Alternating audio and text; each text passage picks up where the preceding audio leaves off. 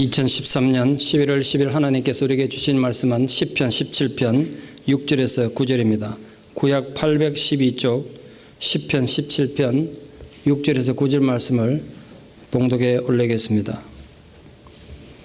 하나님이여 내게 응답하시겠으므로 내가 불러사오니 내게 귀를 기울여 내 말을 들으소서. 주께 피하는 자들을 그 일어나 치는 자들에게서 오른손으로 구원하시는 주여, 주의 기이한 사랑을 나타내소서. 나를 눈동자같이 지키시고 주의 날개 그늘 아래 감추사 내 앞에서 나를 압제하는 악인들과 나의 목숨을 노리는 원수들에게서 벗어나게 하소서. 아멘. 우리 주기도문 강해 설교하다가 어쩌다 보니까 방학이 중간에 너무 길어버려가지고 지금 우리가 뭐하고 있는지 또 헷갈리실 것 같아서 오늘 좀 복습을 잠깐 하겠습니다. 하나님께서 우리에게 주신 세 가지 중요한 보물 가운데 하나인 주기도문은 짧지만 굉장히 중요한 구조를 갖고 있습니다. 그래서 여러분 기도하실 때 그 주님 가르치신 그 기도의 구조를 잘 알고 기도하면 도움도 되고 삼천포로 빠지지 않을 줄 믿습니다. 무엇보다 기도를 하실 때 내가 누구에게 기도하는가 그 기도의 대상을 분명히 하고 기도하셨으면 좋겠습니다. 하늘에 계신 우리 아버지, 그 하나님 아버지께 우리가 기도합니다. 그런데 여기에서 굉장히 중요하고 또 주의하실 점은 이 중언부언하거나 외식에 빠지지 않도록 형식에 치우치지 않도록 주의해 주시기를 부탁합니다. 많은 분들이 기도하라 그러면 전지전능하시고 무수부자하시며 유일무시하시고 알파 오메가 되시고 처음과 나중에 되신 하늘에 계신 아버지 하나님 이런다고요.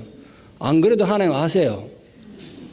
근데 우리가 왜 그렇게 하나님 앞에 미사역을 붙이냐면 하나님에 대한 신뢰가 없어서 그래요. 안 그러면 하나님 내 기도 안 들어주실 것 같아요. 마치 3살인 우리 아기가 우리 딸이 저한테 와가지고 하늘에 떠 있는 찬란한 태양같이 미남이시고 설교도 잘하시고 사람들 인기도 좋으신 아빠 사탕 하나 사주세요 이러면 사탕이 문제가 아니라 제가 얼마나 걱정되겠어요. 얘가 어디가 잘못됐나 싶은 게 아빠 사탕 하나 사줘 이러면 다 되는데 여러분 하나님 앞에 미사이고 붙이지 말고 여러분 정말 딸이 아빠의 전적 신뢰를 가지고 아빠는 내가 원하면 들어주실 거야 이 마음을 가지고 기도하는 것처럼 하나님 아버지의 신뢰를 갖고 기도하시기를 부탁합니다. 이 하나님의 신뢰가 없다 보니까 자꾸 미사역을 갖다 붙이는 거예요. 그걸 하지 말고 예수님께서 하늘에 계신 아버지 이면 다 족하다는 거예요. 자식이 아버지에게 얘기하듯이 그래 기도하라. 그게 기도의 대상입니다. 근데 기도 본론을 가면 두 가지 중요한 기도의 본론이 있죠. 하나는 하나님을 향하여 우리가 하나님을 위하여 하는 게 아닙니다. 말을 잘 하셔야 돼요. 하나님 위하여가 아니고 하나님을 향하여 어떻게 인간이 하나님 위해서 기도하겠습니까? 또 하나는 인간의 생존을 위하여 그것은 위하여예요. 그 두 가지를 기도하라는 거예요. 근데 중요한 건 순서입니다. 예수님께서 하나님을 향한 기도를 먼저 한 다음에 인간의 생존을 위한 기도를 해야 한다고 가르쳐 주셨는데 이 순서가 뒤바뀌면 우리 신앙이라는 게 인간의 탐욕의 도구가 됩니다. 신앙생활은 열심히 하는데 교회는 열심히 다니는데 탐욕스러운 이유가 뭐냐면 이 순서가 뒤바뀌어서 그래요. 여러분 항상 기도하실 때 하나님을 향한 기도를 먼저 할 수 있도록 훈련되고 성숙된 우리 교회가 되고 성도가 되기를 바랍니다. 하나님을 향한 기도도 세 가지로 되어 있는데 첫 번째는 기도의 목적입니다. 내가 왜 기도하는가? 여러분 기도해서 자신의 필요를 이루고 자신의 목적을 이루는 것도 중요하죠. 그러나 정말 중요한 기도는 나를 통하여 우리 가정과 우리 교회를 통하여 이 땅에서 하나님의 이름이 거룩히 여김 받는 것입니다. 사람들이 자기 필요가 없으면 기도조차 안 하잖아요. 그러면 안 된다는 거예요. 하나님의 영광을 위해 기도해야 해요. 우리 자식이 나가서 성공하고 잘 되기를 바라는 것처럼 여러분 부모 되시면 청년들 여러분 미래를 위해서 기도하십시오. 내가 하나님의 나라의 이름을 위하여 아름답게 쓰이는 도구가 되기를 우리 자식들이 그런 자식이 되기를 기도하셔야 해요. 그게 기도의 목적입니다. 근데 그 기도 내용이 뭐냐면 이 모순이 많고 온갖 비리와 절망스러운 상황에 오늘도 뉴스를 도배하는 이 힘든 세상에서 인간의 야망의 제국이 아닌 하나님 나라가 이루어지기를 기도하는 게 우리 기도의 내용이란 말이에요. 여러분, 여러분의 탐욕을 이루는 게 기도의 목적이 아니라는 거 잊지 마십시오. 우리 필요를 위해서 기도하셔야 합니다. 물론 필요 때문에 기도하죠. 그러나 진짜 궁극적인 우리 제1의 관심은 과연 나를 통하여 우리 가정을 통하여 우리 교회를 통하여 우리 교회 안에 우리 지역사회 안에 하나님 나라가 이루어질 수 있겠는가 이거란 말이에요. 하나님 나라가 이루어지는 것. 그 세 번째는 그 하나님의 기도가 이루어지는 방법입니다. 기도가 이루어지는 방법. 하나님 기도가 이루어지는데 인간의 편법과 속임수와 권모술수와 인간의 야망이 아닌 하나님의 방식대로 하나님 뜻대로 이루어지기를 기도하라는 거예요. 뜻이 하늘에서 이루어진 것처럼 땅에서도 이루어지이다. 그게 여러분 아멘할 수 있겠습니까? 내 생각하고 좀 달라도 그게 하나님 뜻이라면 아멘할 수 있겠냐 말이에요. 근데 우리는 기도한다 그러나고 지 고집과 지 야망대로 안 이루어지면 기도 응답이 없다고 생각하는 거예요. 자기 야망이 이루어져야 기도 응답받아서 생각하는 건 정말 잘못된 겁니다. 언제나 끝까지 생각해야 될 것은 과연 이게 하나님 뜻인가입니다. 정말 중요하게 기도해야 될 거죠. 근데 그 기도한 다음에 우리 생존을 위해서도 기도하셔야 합니다. 먼저 생존한 기도 첫 번째 기도는 일용할 양식을 위해서 기도하라고 하셨습니다. 사람마다 일용할 양식은 다 다르겠죠. 그걸 좀 포괄적으로 설명하면 경제 문제일 겁니다. 요즘처럼 살기 힘든 세상에 먹고 사는 문제에 기도하셔야 합니다. 마땅히 할 바입니다. 그러나 그걸 하기 전에 이 하나님 이름과 나라와 뜻을 위해서 먼저 기도하라는 거예요. 여러분 지금 여러분에게 필요한 일용할 양식은 어떤 것들인가 한번 정리해 보십시오. 두 번째 생존한 기도는 용서입니다. 용서가 없는 삶은 자신과 세상을 주변을 황무지로 만듭니다. 비록 세상의 온갖 부조리가 우리를 절망스럽게 하고 참 괴롭고 힘든 세상이라도 실망스러운 일이 여러 목을 조여와도 그래도 세상에 살아갈 만한 이유가 있고 향기로운 삶이 되는 이유는 용서가 있기 때문입니다. 그 용서가 없으면 여러분 삶이 황무지가 돼요. 그걸 위해 기도하셔야 된단 말이에요. 생존의 세 번째 기도는 시험으로부터 보호입니다. 인생이라는 건 죽을 때까지 마지막 호흡 끊어질 때까지 장애물 경주하는 것과 같습니다. 오늘도 뛰어넘어야 될 시험이 있어요. 걸려 넘어지지 않도록 끊임없이 기도하셔야 합니다. 생존을 위한 마지막 네 번째 기도는 악에서 구해달라는 기도입니다. 세상은 근본적으로 악의 토대 위에 서 있습니다. 그게 성경의 진단입니다. 모든 세상이 다 악에 치우쳤다. 의인이 하나도 없다는 거예요. 그 악에서 불행하게도 인간은 자기 자신을 스스로 지킬 힘이 없습니다. 그래서 하나님께서 그 악을 내 삶 속에서 그 악을 제거해 주시고 악에서 도와 구원해 주시라고 간절히 기도하셔야 합니다. 마지막 그 하나님의 모든 나라와 권세와 영광이 모든 소유가 하나님께 있음을 승리에 고백하는 것이 기도입니다. 그러니까 하나님 이름의 영광과 하나님 나라와 하나님 뜻과 또 일용할 양식, 사죄와 용서, 시험에서의 보호, 구원과 영광 이 9가지 키워드를 좀 생각하셔서 기도하시면 기도하다가 잘못되지 않고 우리가 좀 실천적인 믿음, 성숙한 신앙이 될 줄 믿습니다. 그런 기도 좀 할 수 있기를 바랍니다. 오늘은 생존을 위한 마지막 기도 다만 악에서 구하옵시며 이걸 좀 함께 묵상해 보기를 바라고 그 가운데 성령께서 우리에게 은혜 주시고 또 깨우침 주시기를 소망합니다.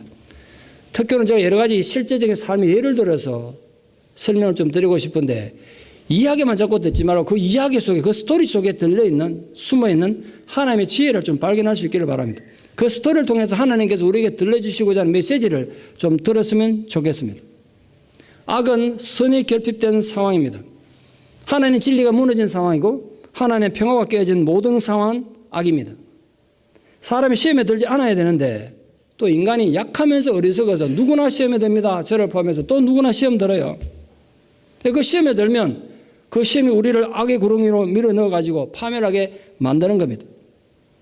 그래서 오늘 사단의 여러 가지 계략에 의해서 우리가 또 시험에 빠져요. 사단에 의한 것이든 자신의 잘못에 의한 것이든 자신이 빠진 그 악의 구덩이에 시험의 구덩이에 그대로 머물러 있는 건 더 큰 악을 행하는 겁니다. 여러분 시험 들 수 있어요. 사람에 있든 환경에 있든 악에 빠질 수 있다고요. 그럼 그 벗어나기 위해서 기도하셔야 돼요. 여러분이 저지른 악 중에 가장 큰 악은 자기가 악한 상황에서 빠져 있으면서도 자기가 이제 시험에 들어 있으면서도 거기에 빠져나오기 위해서 노력도 안 하고 기도 안 하는 더 큰 악을 행하는 겁니다. 그걸 위해 기도해야 된단 말이에요. 위대한 사도 바울 같은 분들도 디모데후서 4장 18절에서 주께서 나를 모든 악에서 건져주시옵기를 기도했어요. 모든 악에서 건져주시기를. 성경은 그 모든 악의 근원이 하나님의 대적자 사단에게서 오는 것으로 설명하고 있습니다만 사단은 오늘도 하나님의 백성들을 망하게 하려고 온갖 수단과 방법을 다 동원할 겁니다. 그러나 우리가 시험 드는 게 오로지 사단의 탓이겠습니까? 사단의 책임에 우리는 책임이 없습니까? 여러분 우리 인간은 자유의지가 있기 때문에 스스로 악이 되기도 하고 또 스스로 악을 향해 들어가기도 합니다. 누구 탓할 거 없어요. 내 스스로 악이 된다고요. 그럼 내가 악을 향해 걸어 들어가. 예를 한번 들어볼까요? 독일의 나치가 어린 학생들을 나치 정신으로 무장시키기 위해서 독일 전역에다가 총통 직속학교, 사관학교를 세웠습니다. 그 이름하여 나폴라라고 합니다. 학비가 무료였을 뿐 아니라 그 학교만 들어가면 장래 출세가 보장되는 곳이라 귀족 가문의 자녀들이 아따투어 그 학교에 들어갔습니다. 1942년 2차 대전이 한창일 때 베를린의 한 가난한 노동자 집안의 아들이 집이 너무 가난했기 때문에 중학교만 졸업하고 고등학교 진학도 못하고 힘든 노동을 하는 학생이 있었습니다. 근데 이 학생이 권투에 소질이 있었나 봐요. 낮에는 일하면서 밤에 권투해가지고 권투 시합에 나갔는데 그 권투 시합에서 이 총통사관학교 교수 눈에 띈 겁니다. 그 총통사관학교가 권투를 잘하는 학생이 필요로 했기 때문에 와가지고 스카우트 했어요. 네가 우리 학교에 많이 오면 네 앞으로 출세가 보장된다. 내가 너를 보정할 테니까 우리 학교에 입학시험 쳐봐. 그럼 내가 추천해 줄 테니까 너희 밀어주겠다는 거예요. 아버지 몰래 가가지고 시험을 쳤습니다. 근데 운이 좋게 합격이 된 거예요. 근데 이 아이는 지긋지긋한 가난에서 벗어나가지고 고등학교 가고 이제 앞으로 출세 대로가 열린 겁니다. 한 가지 딱 남은 문제가 아직 미성년자니까 부모의 동의 사인이 필요한 겁니다. 아버지 사인이 필요해요. 아이가 집에 돌아갈 때는 마치 암행어사 출두 마패 들고 가는 기분으로 아버지가 이거 보면 얼마나 기뻐하겠나. 나도 이 대단한 학교 합격했다. 합격증 들고 서류 들고 아버지한테 갔습니다. 아버지 사인만 하면 나 이 학교 갈 수 있다고.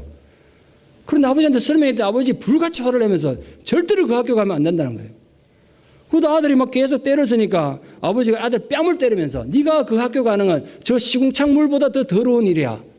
그렇게 말했습니다. 아들은 생각했습니다. 아버지가 자기 앞길을 방해한다고. 옹졸한 아버지가 자기 앞길을 방해한다고 생각했습니다. 그래서 밤중에 몰래 아버지 사인을 위조해가지고 아버지 잠자는 동안 집을 떠나서 학교로 갑니다. 학교 들어가서 이제 꿈 같은 시간을 보냅니다. 총통의 학교가 천국 같았거든요. 천국이 따로 없었어요. 그 학교가 아름다운 숲속에 옛날 그 중세 고성 멋있는 성의 학교였기 때문이기도 하지만 가난한 자기 집안에서는 구경도 못하던 별의별 물건들 절비했기 때문에 천국이 따로 없구나. 그래서 총통의 군대가 되기 위해서 혹독한 군사훈련도 즐거운 마음으로 받습니다. 그런데 시간이 한 달, 두 달 점점 갈수록 아들이 뭔가를 느끼기 시작합니다. 이 뭔가 지금 잘못되어가고 있다는 걸 느끼기 시작합니다. 이건 아닌데라는 생각을 자꾸 느껴요. 그러다 결정적인 한 사건이 생깁니다. 비무장한 소련군 소년 포로들을 무자백에 총살하는 현장을 목격하고 이건 아니라는 생각을 드디어 하게 됩니다. 내가 잘못된 데 왔구나. 내가 어쩌다 완전 악의 구덩이에 빠졌구나 생각하게 됩니다.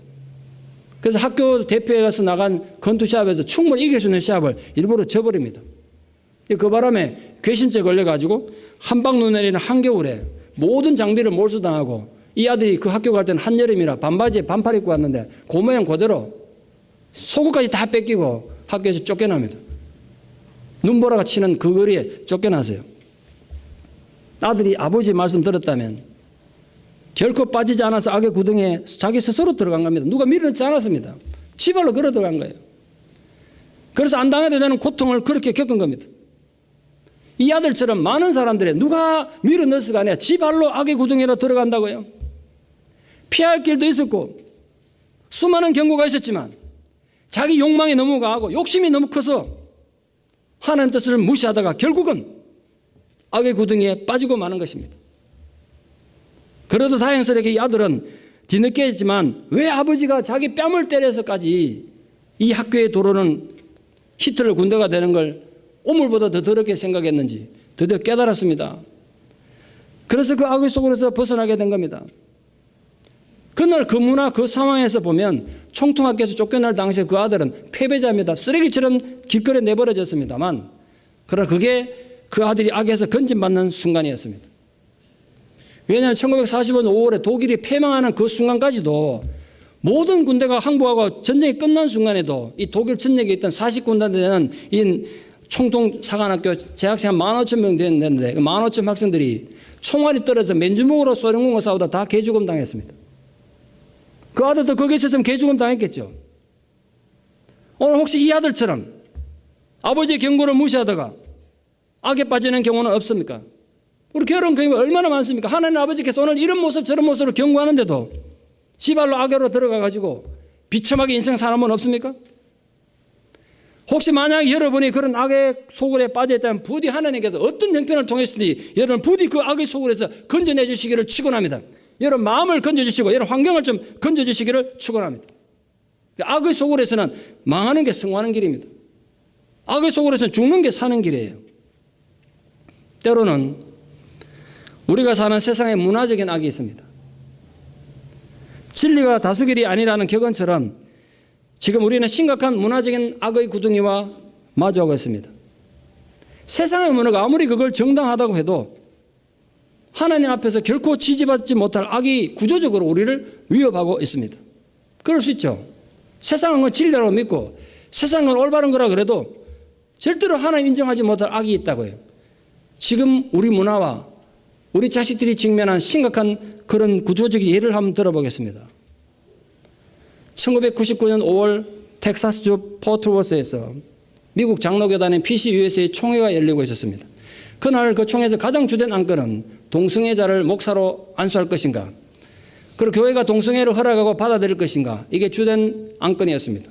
찬반의 총대들이 나와서 심각하게 토론이 벌어졌는데 대부분의 분위기들은 그래도 교회가 인권을 짓밟을 수 있느냐, 인권이 중요한 거 아니냐, 복음을 위하여, 인권을 위하여 동성애자에게 목사를 안수를 주고 교회가 동성애를 허락해야 한다고 분위기가 흘러갔습니다. 표결만 하면 절대 다수로 이제 동성애자 허락하는 걸로 표결이 날 그 상황에 고등학교 12학년 여학생 장로가 일어나서 의견을 발표했습니다. 미국 교단은 고등학생도 장로를 세웁니다. 청춘들 장로 되고 싶으면 PCUS에 가면 장로할 수 있습니다. 그 중요한 건요, 교회에서 장로일 뿐 아니라 그 노예도 대단하잖아요. 고등학교 12학년을 자기 노예를 대표한 총대로 보냈다니, 총회. 그러니까 미국인들 우리랑 사고가 좀 다른 거예요. 우리는 장로 안 된다고 삐져서 막 도망가고 그러잖아요. 얼마나 우리랑 문화가 다른 거 보세요. 고등학교 12학년 총대, 여자 총대가 나와서 발표를 했습니다. 이제 총대가 앞에 나와서 여러분이 총대고 제가 지금 고등학생 1살에서 발표하는 겁니다. 이렇게 얘기했습니다. 이 학생이 성경을 들고 나와가지고 성경 속에 동성애를 하나님이 얼마나 싫어하고 미워하시는지 그걸 읽으면서 이렇게 말했습니다. 사랑하는 존경하는 총대 여러분, 여러분은 제가 앞으로 동성애자로 살아갔으면 좋겠습니까? 제가 동성애자가 됐으면 좋겠습니까? 여기 계신 목사님들께 부탁드리고 싶습니다. 인권 중요하죠. 교회가 인권을 보호해야죠. 그러나 목사님들은 저희들을 성경대로 가르쳐 주십시오. 여기 계신 목사님들은 저희가 진리대로 살 수 있도록 부디 가르쳐 주시기를 부탁합니다. 이렇게 얘기했어요. 울면서 했단 말이에요. 그 학생에게 주어진 시간은 단 5분이었습니다. 총대에게 5분 제한된 시간 지나면 마이크가 저절로 꺼진답니다. 그 소녀의 5분간의 발언이 끝나고 나니까 분위기가 완전히 뒤바뀌어가지고 그날 그 자리에서 동성애 안수는 부결됐습니다. 그 현장에 한국교회 대표로 참석하고 있었던 선배 손다리 목사님께서 직접 보고 저게 들려주신 얘기입니다. 목사님 그 현장에 앉아 있으면서 전율을 느꼈대요. 그리고 깨달으셨대요. 시대가 아무리 변하고 세상의 문화가 아무리 바뀌어도 목사는 성도들에게 성경을, 진리를 바로 가르쳐야 되는 이유를 그날 뼈저리게 깨달았다고 말씀하셨습니다. 우리가 이 현실에 살면서 악에 빠지게 되는 많은 경우는 이런 경우가 아닌가 생각합니다.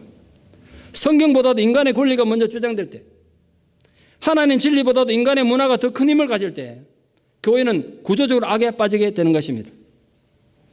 우리가 그 문화적인 악에서 건진받기 위해서 어떻게 기도해야 되는지를 그날 그 소녀가 보여주었다고 생각합니다.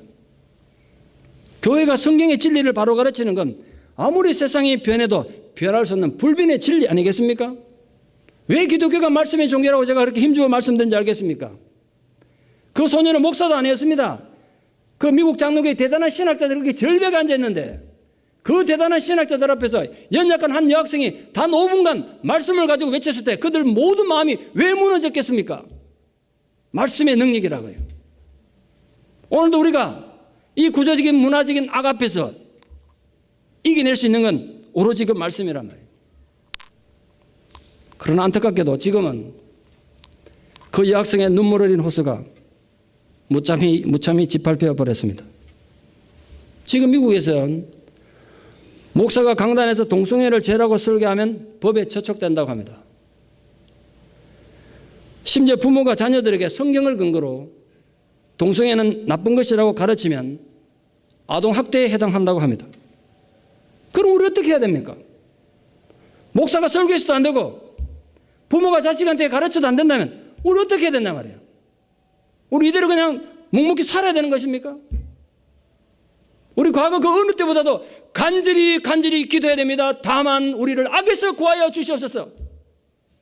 이 세상의 구조적인 악에서 부디 우리를 구하여 주시고 우리보다 더 처절하고 절박하게 살아갈 우리 자식들을 부디 구하여 주시옵소서. 부모들이 기도해야 되지 않겠습니까? 저는 감히 주장합니다. 만약 목사가 강단에서 동성애는 성경적으로 용납할 수 없고 그것이 하나님 앞에 죄가 되는 것이라고 설교해서 범죄자가 되어야 된다면 기꺼이 범죄자가 되겠습니다. 그것 때문에 감옥 가야 한다면 10번이나 100번이라도 가겠습니다. 우리 동시대를 살아가는 어떤 목사님들은 예수 믿는 것 때문에 감옥도 가고 순교도 하는데 우리는 풍요로운 사회에서 이 편안한 세상에서 그 정도 신앙의 지도도 못 지킨다면 너무 면목 없는 거 아닙니까? 너무 그 큰 배신 아니냐 말이에요. 동성애자 인권 소중합니다. 사람 인권제 짓밟을 마음 없습니다. 그러나 동시에 하나님 말씀대로 살려가는 사람들의 인권도 소중한 것입니다. 저는 그들에게 당연히 요구합니다. 당신들의 인권이 소중한 것처럼 우리의 인권도 제발 좀 존중해달라고. 말씀대로 살려가는 사람의 인권도 소중하다는 거 아니겠습니까? 우린 그 어느 때보다 이 악에서 구해달라고 기도해야 합니다. 우리가 악에 빠지는 많은 경우는 억울한 상황 때문입니다. 억울한 상황에 저항하다가 세상을 바꾸지도 못하고 환경을 바꾸지도 못하고 자신을 파괴하고 악의 구덩이에 빠져서 비참하게 사는 분 너무너무 많습니다. 혹시 이 설교를 듣는 여러분들도 지금 그런 억울한 상황 때문에 분노의 복수라는 그 악의 구덩이에 빠져 있는 분 없습니까? 여러분이 경제적으로 너무나 큰 손실을 보셨습니까? 인격적으로 너무나 큰 무시를 당하셨습니까? 인간적으로 끔찍한 배신을 당하고 속임을 당하셨습니까? 그래서 너무너무 억울하십니까? 그래서 복수하고 싶습니까? 그렇다면 제 얘기에 귀를 좀 기울여 주십시오. 제가 지난번 태국 갔을 때 허기동 선교사님께서 우리 교회에 갔다가 5년 동안 당했던 아픔을 얘기하는데 그 중에 하나입니다. 같이 동료하던 선교사들이 투서를 했습니다. 한국에. 허기동 선교사님이 선교비를 횡령했다고. 그래서 한국 선교단체에서 와가지고 마치 세무감사하듯이 일일이 다 검사를 해야 했다고 합니다. 너무나 억울하고 억장이 무너졌대요. 내가 이런 꼴까지 당하고 선교를 해야 되느냐. 자기가 얼마나 많은 걸 희생하고 왔는데 그 선교사님 내외부는 지금 당장으로 선교 때려치우고 한국은 편하게 살 수 있는 분들입니다. 전문적인 직업을 가진 분들이니까. 그럼 물론 혐의 없음으로 판결이 났습니다만 단 일부라도 그분이 만약 횡령했으면 그 선교소에서 쫓겨나야 되는 겁니다. 모든 걸 손 놓고.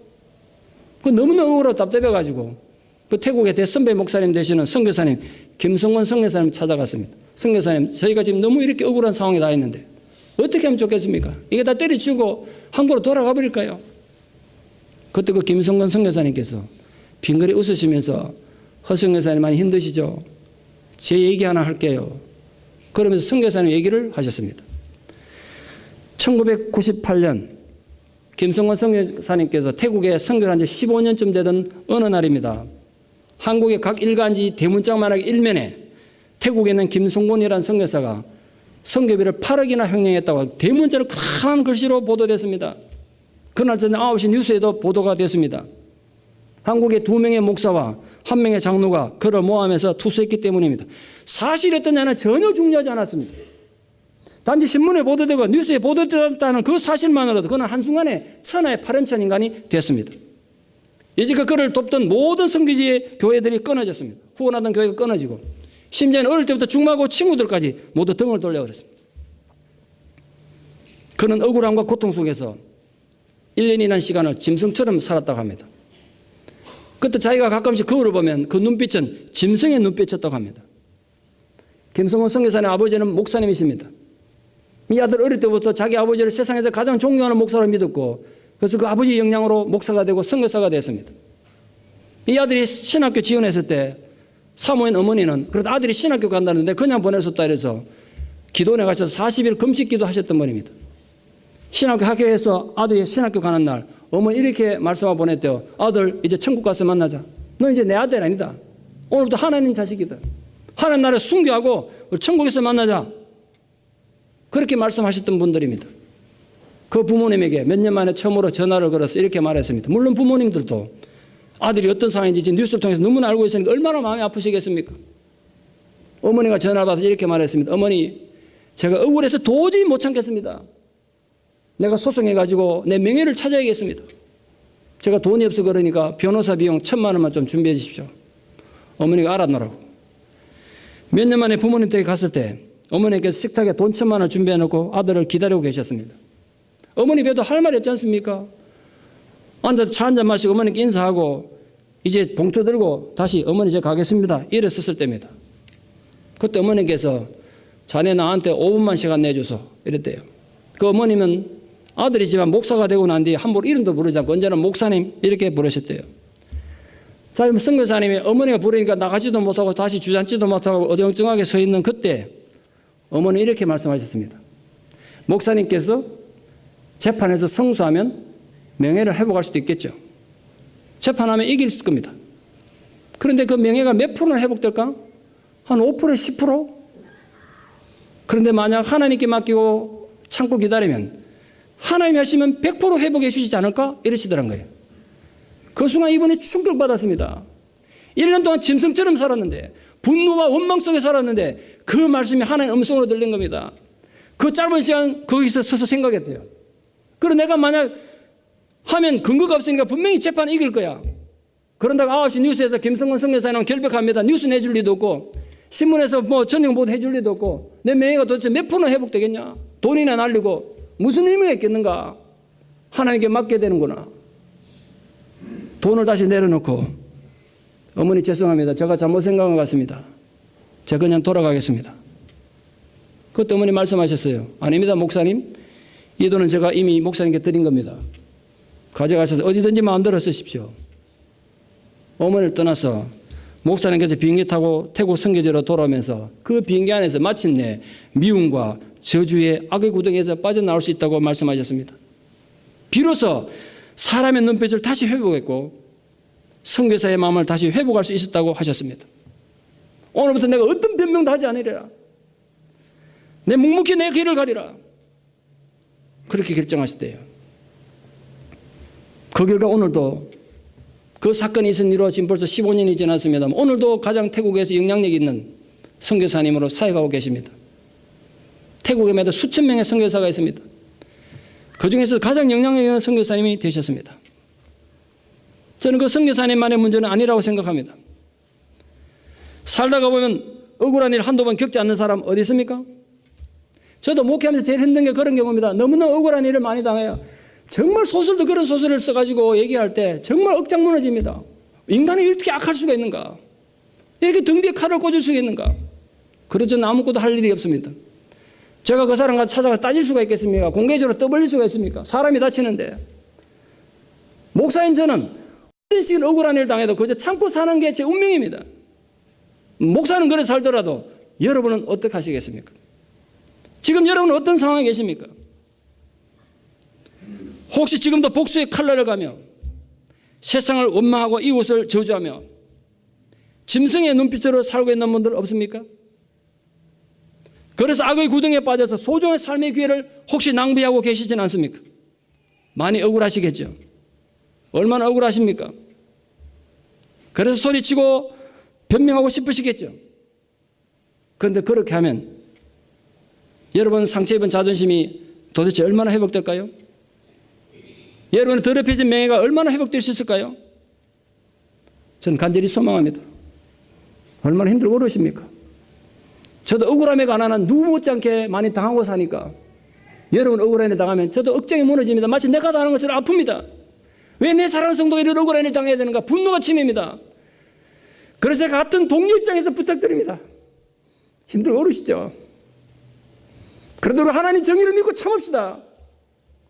때가 됐을 때 하나님께서 여러분 억울함을 풀어주실 것이고 때가 되면 하나님께서 여러분 이름을 높여드릴 것을 믿어 의심치 않습니다. 우리 그 하나님을 믿으며 주님 내가 오늘 때 억울한 악에 빠졌습니다. 부디 이 악에서 건져주시옵소서 기도할 수 있기 바랍니다. 우리의 억울한 현실만이 문제가 아닙니다. 우리 자식들이 앞으로 살아가는 동안 또 얼마나 많은 그런 억울한 일들을 마주하겠습니까? 내가 당하는 고통보다 자식이 당하는 고통 보는 게 부모 입장에 더 아프지 않습니까? 그래서 부모 되신 여러분 부탁합니다. 청년 여러분, 여러분 미래를 위해서 기도하십시오. 성공하고 좋은 대학 가고 부자 되는 것도 좋겠습니다만 기도하셔야 돼요. 부디 내 삶이 억울한 상황에 빠졌을 때 나라 하여금 이 억울한 상황에서 부디 구해달라고 기도하셔야 합니다. 부모 되신 모든 분들은 자식이 성공하고 잘 되는 것만 해서 기도하실 것이 아니라 하나님 어떤 상황에서 우리 자식이 억울한 상황에 빠질지 모르겠습니다만 그 억울한 악에서 부디 건져주십시오. 기도하시기를 바랍니다. 여러분과 여러분 자녀들을 위해서 다만 악에서 구하옵시고 기도하셔야 합니다. 아울러서 정말 예측하지 못할 위험에서도 우리 지켜주시길 기도하셔야 합니다. 삶이라는 건 너무나 변수가 많지 않습니까? 예측 못할 일이 너무 많지 않습니까? 전혀 예상하지 못한 얼음에 빠져서 우리가 고통을 받고 비참한 악의 구덩이에 빠지기도 합니다. 때로는 우리 목숨을 위협하는 그런 얼음을 당하기도 합니다. 그때 우리 하나님의 보호를 구하며 기도하셔야 돼요. 제가 포항에서 선생하고 있을 때입니다. 처음에 가서 방을 새로 얻었는데 지금 생각해보면 제 또래나 제보다 한두 살 많은 아주 젊은 부부였습니다. 2살 된 아들을 하나 둔 젊은 부부 집에 방 한 칸을 새로 얻었습니다. 아파트에. 아파트 방 2개밖에 없는 조그만 아파트였습니다. 바닷가가 있어서 경치가 좋아서 얻었어요. 저는 석간신문을 보고 있었는데 석간신문 제가 학교 가고 난 뒤에 신문이 배달되니까 주인 아저씨나 주인 아주머니가 신문을 제보다 먼저 보고 접어가지고 방문 앞에 두든지 제 책상 위에 뒀습니다. 제가 방문 안 잠그고 다니니까. 오늘 퇴근했습니다. 밤 8시쯤 됐을 것 같은데 저녁 먹고 갔더니 방문에도 없고 책상 위에도 없어요. 신문이. 저는 지금도 신문 안 보면 너무너무 힘듭니다. 신문 중독자입니다. 그래서 방문 열고 바로 방문 앞에 제 방문 앞이 주인집 방이니까 주인 아저씨 계세요? 그러니까 안에서 아주머니가 아저씨 출장 가셨는데요. 그래요. 제가 신문이 없네요. 그러니까 신문을 베란다 뒀습니다. 이러면서 아주머니가 나오셨습니다. 그때 기가 막힌 일이 벌어졌습니다. 이 젊은 여자분이 요 위에 중년되면 딱 가르고 그게 다 비치는 망사 같은 실루엣이 다 비치는 잠옷도 아닌 이상한 걸 입고 나오셨어요. 제가 이거 눈을 어디에 될지 둬야 될지 모르겠더라고요. 내가 그때 29인가 30살 노총하게 피 끓는 청춘이 어떻게 해야 될지 모르겠더라고. 형광등 불빛에 거실을 걸어가지고 살랑살랑 이제 베란다로 가는데 뚫어지게 쳐다봤죠, 제가. 이게 도대체 뭔가? 신문을 받아들고 방에 돌았는데 걱정돼가 문을 몇 번 잠가서 혹시 들어올까봐. 들어오면 큰일 나잖아요, 지금. 제가 이제 곰곰 생각했어요. 제가 너무 과민하게 반응인지 모르겠으면 그때는 제가 분명히 생각했어요. 그 남편분이 공무원인데 출장을 자주 다니시더라고요. 남편도 자꾸 출장 다니고 오늘도 출장 가고 없다는데 저 여자가 이 젊은 초저녁에 이 젊은 총각이 있는 내 앞에 저런 복장으로 다닌다는 건 나를 유혹하는 것이다. 이 생각밖에 안 들더라고요. 그때마다 제가 제 사랑하는 우리 아내가 아직 결혼하기 전에 약혼하고 대구에 있는 제가 또 일편단심 민들 아니겠습니까? 여기 일단 큰일 나겠다는 생각이 그날 들더라고요. 밤에 거의 잠을 자도 못하고 뜬 놈을 혹시 또 들어올까봐. 아침에 일어나 밥 먹으러 가가지고 제가 밥을 먹는 식당 할머니한테 얘기했어요. 제가 급하게 방을 좀 옮겨야 되는데 방을 좀 소개해달라 그러니까 할머니가 자기 집 마치 빈방에 또 자기 집 오라 그러는 거예요. 식당 발 아니에요. 들어가니까 기역자라도 옛날 한옥집인데요. 좀 쓰러져가는 집이었습니다. 근데 기역자 가운데 부엌이 있고 그 안에 방이 있었어요. 그 내가 집을 얻어본 경험도 없고 또 답답하고 하니까 그런 방을 얻어 들어갔어요. 그 부엌도 문 닫으면 밀폐되는 데다가 제 방을 들어가니까 창문도 없고 완전 밀폐된 방이에요. 근데 그 방문 바로 앞에 부엌에 아궁이가 있다고, 연탄 아궁이가. 얼마나 위험한 데입니까? 근데 뭣도 모르고 들어갔어요. 한 일주일은 잘 살았습니다. 일주일 지나고 갑자기 늦가을이라 바람이 추워지니까 할머니가 또 저를 생각한다고 군불을 막 뗀 겁니다. 저는 열심히 떳떳한데 군불에 잤죠. 새벽녘에 누군가가 제 귀에 큰 확성기를 대고 소리치는 것 같은 소리를 들었어요. 너 지금 연탄가스에 중독됐다. 여기 있으면 죽어. 빨리 나가야 돼. 이렇게 외쳤어요. 누군가. 여러분은 지인이 내가 생각할지 모르겠습니다. 그날 내가 그 소리 안 들었으면 여기 못 있는 겁니다. 지금. 상식적으로 사람이 자다가 연탄가스 중독되면 그냥 계속 자다가 죽습니다. 제 친한 친구도 고등학교 3학년 때 그래 죽었어요. 교회 바로 옆에 살던 친구인데 무남동네 외딸인데 죽어버렸어요. 우리 학생부 나오는 친구가. 근데 하여튼 그날 저는 분명히 들었다고요. 그런데 잠을 자다가 내가 지금 연탄가스 중독됐구나. 여기서 나가야 되겠구나. 그러나 이미 제가 연탄가스 많이 중독됐기 때문에 몸을 꼼짝 못할 수가 없었어요. 파란한 재료들을 못 움직이겠더라고요. 일어날 수가 없어요. 그래서 이제 뒤집어가지고 엉엉엉 기 나가기 시작했습니다. 방문을 열고 부엌을 우당탕탕 걸으면서 이제 부엌문 열고 그 문지방에 엎어져서 기절한 겁니다, 제가. 나오는 동안 우당탕탕 걸어 나왔으니까 할머니가 자다가 나갈까 말까 하다 한참 뒤에 나오셨나 봐요. 그러니까 찬바람 불고 할머니가 김치국물 마시고 이래가지고 살아가지고 오늘에 이르렀습니다.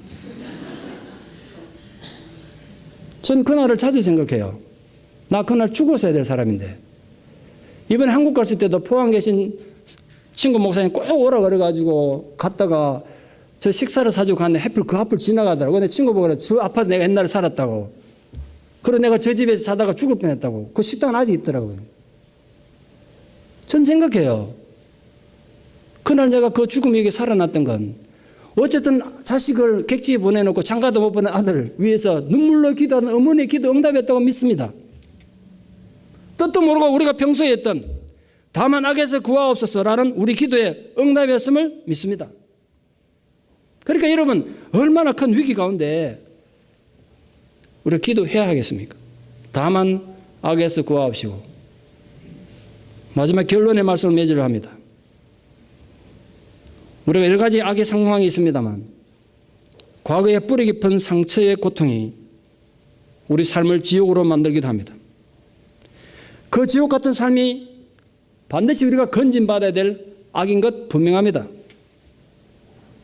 어릴 때 성폭력을 당하셨거나 부모로부터 학대를 받으셨거나 배우자에게 배신을 당했거나 또 사랑하는 사람들로부터 버림받았던 이 여러 가지 뿌리 깊은 상처들은 우리 삶을 끈질기게 붙잡고 놓지 않는 건진받아야 될 악인 것 분명합니다.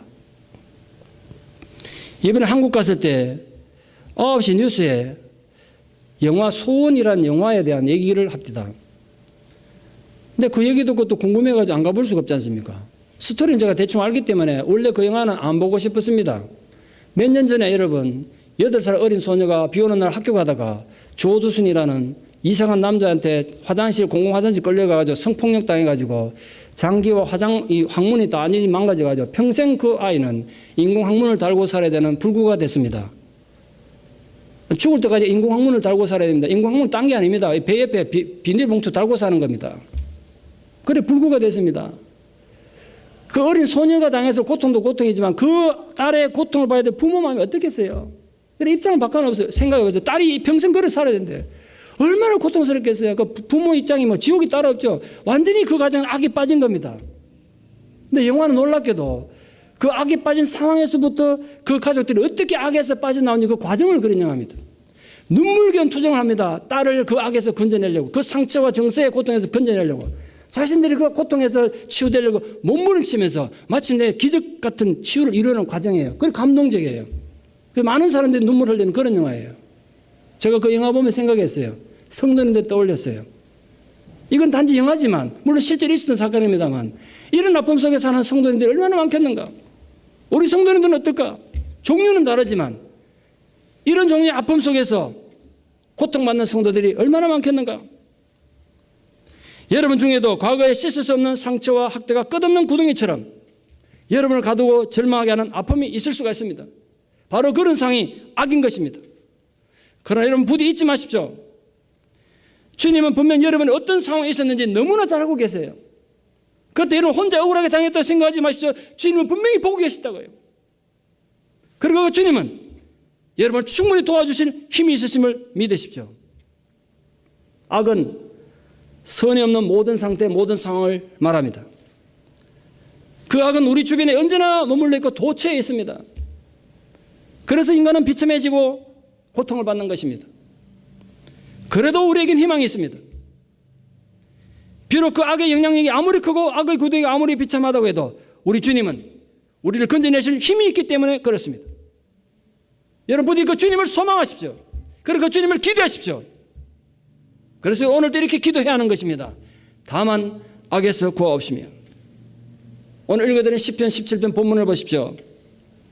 주께 피하는 자들을 오른손으로 구원하시는 하나님, 우리를 눈동자같이 지키시는 하나님, 우리를 주의 날개 그늘 아래 감추어서 우리를 압제하는 악인들과 우리 목숨을 노리는 모든 원수들에게서 벗어나게 하시는 그 하나님, 모든 세상의 악한 세력들로부터 우리를 지키시고 보호하시는 하나님, 바로 그 하나님이 우리 아버지 되신다는 것이 주기도문의 핵심이란 말이에요. 오늘도 그 아버지 하나님 앞에 굳게 믿음으로 기도함으로써 진정한 자유와 구원 누리며 사는 행복한 성도들 되시기를 진심으로 축원합니다. 기도드리겠습니다. 아버지 되신 하나님, 은혜와 사랑을 진실로 감사드립니다.